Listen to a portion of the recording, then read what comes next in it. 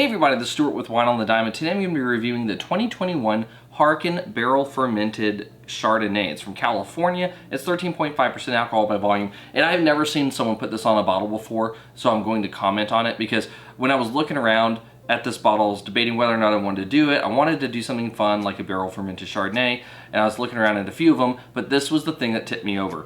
It says, ingredients, grapes.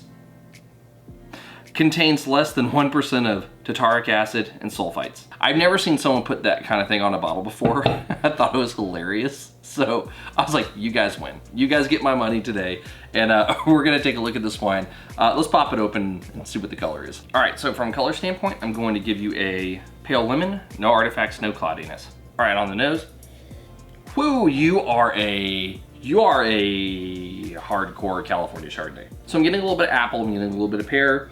There's like a very slight touch of lemon here. But you are getting some toasty nuttiness here. Like those toasted almonds are, like that effect is coming out. It's very strong. Very slight touch of vanilla, but really, those toasty, oaky elements are here. I'm getting it kind of reminds me of like a touch of white pepper, which I wasn't expecting that at all. And there's also a hint of brown butter and also medium plus intensity on the nose. Now, let's see how it tastes. Yeah, so the star of this show are the secondary elements. Those secondary elements, especially that toastiness, really comes out. That brown butter is kind of lingering around, but really toasted almond, that's a big element here. Brown butter, and then you're kind of going into those fruits, that apple, that pear, that little hint of lemon that's there as well. The thing about this wine is that it feels like the body is a little bit weaker than I would anticipate. It feels like it's a medium-bodied wine, but I expect Chardonnays, especially something that is from California, to be more like the medium plus to full-bodied side. And I mean full-bodied for a white. Yeah, it really feels like it's more of a medium. You might be able to make the case it's medium plus.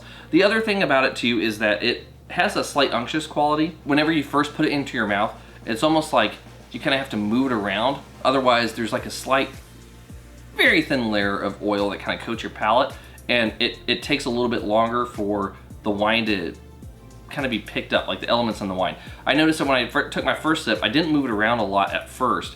I wasn't feeling a lot, and then when I started moving it around, that's when it really started opening up in my mouth. And that's just something you probably need to keep in mind with this wine. I can't talk today. This is one of those wines where if you're not a fan of toasty, oaky toasty Chard, watch that video, or don't, because I had a mullet and it was horrible. This wine is one of those things where it's not gonna be your cup of tea if you don't like those kind of wines.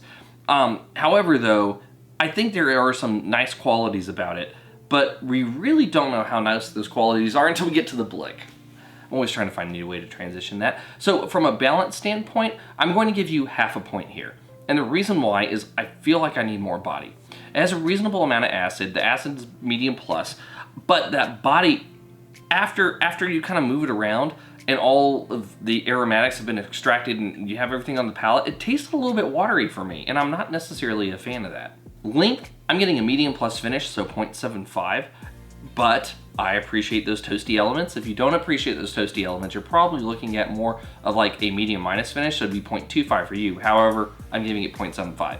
Intensity, I'm giving you a full point here. And the reason why is you're medium plus on the nose, but on the palate, especially that secondary, that hits hard. In terms of complexity, I'm going to go ahead and give you, I'm going to give you 0.67, 2/3 of a point. And the reason why is because I want the amount of secondary that is here, spot on, very nice.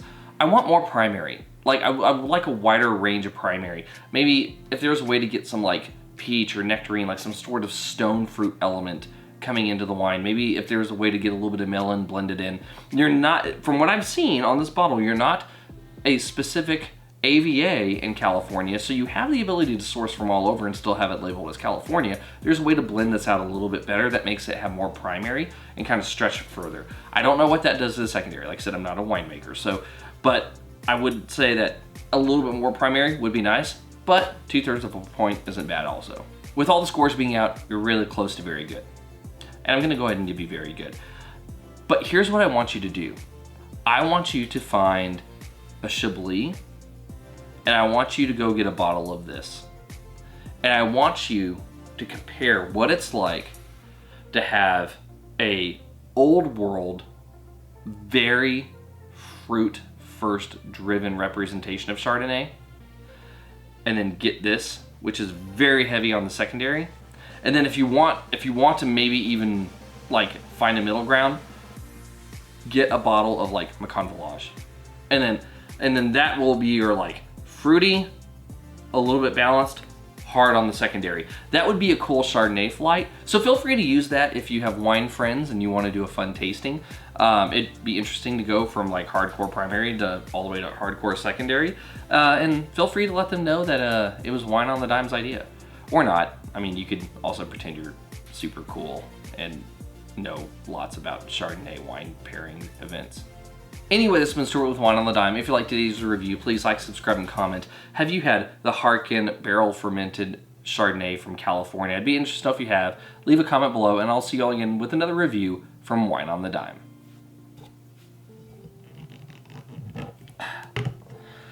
It's a bicycle.